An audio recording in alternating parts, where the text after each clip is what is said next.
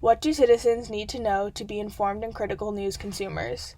Getting your news is no longer a casual read with your breakfast or sitting down with the family to watch the evening news. News media, because of the internet, runs 24/7, 365 days a year. There are all new ways to get the news from your phone, laptop, on a website, or from a tweet. While it's easier than ever to find out what's going on in the world, it leads to dangers in the news like disinformation, trolls, and bad actors. One of the most important factors of having media literacy today is knowing who the people are running news media and the content you are consuming. What are their values, morals, and relationships, and how is it affecting what you read, hear, and watch? There is no story more relevant with this question than Ronan Farrow's journey to publish his investigation of the sexual misconduct of Harvey Weinstein. Ronan Farrow is a journalist who worked with NBC News doing investigative journalism. Although, on October 23, 2017, Ronan Farrow with The New Yorker published, "From Aggressive Overturns to Sexual Assault, Harvey Weinstein's Accusers Tell Their Story." This editorial broke the story of years of sexual harassment by producer and founder of Miramax, Harvey Weinstein. 2 years later, in October 2019, Farrow released his novel Catch and Kill, which mapped out Farrow's long journey of getting the story published. Weinstein isn't the only man in Hollywood committing sexual abuse, but compared to that macro approach that does not look at individuals but institutions, like the Time's Up movement does, Farrow took the micro approach to just focus on Harvey Weinstein and the 94 women who accused him. A micro approach is to focus on the psychology of individuals to make the story more relatable. Farrow started his investigation while an employee with NBC News with his producer, Rich McHugh. They had gotten pretty far into the investigation and had a growing list of sources who were the women coming out with their stories of sexual abuse, but NBC News was overseeing the investigation while in contact with Harvey Weinstein himself. McHugh told the New York Times that externally I had Weinstein associates calling me repeatedly. I knew that Weinstein was calling NBC executives directly. One time it even happened when we were in the room.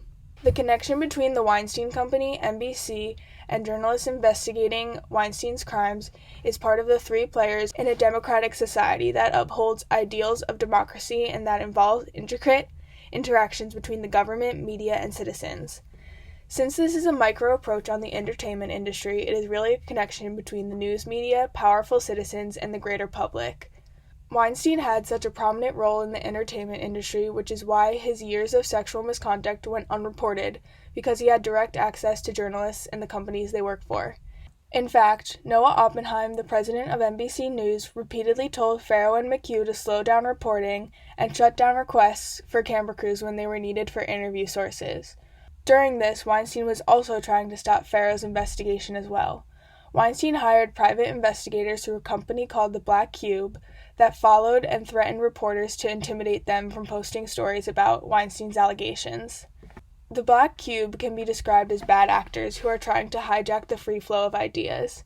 In this situation, Harvey Weinstein is the citizen harassing the production of Farrow's workflow while also affecting the distribution at NBC and the discovery of the public.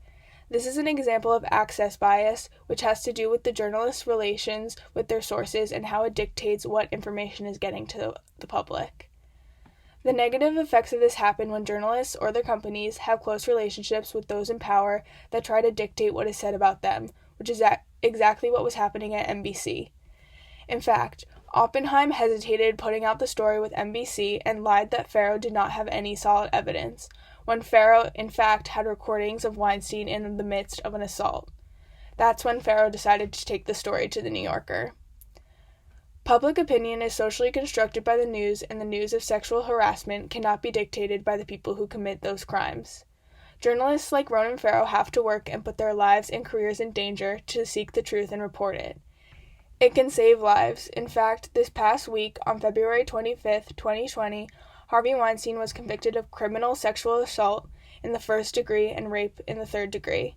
And if Farrow's story was shut down by NBC News, justice may have never been served. Which is why it's so important to be informed and critical of the people behind your news you are consuming, whether journalists or executives in the media company.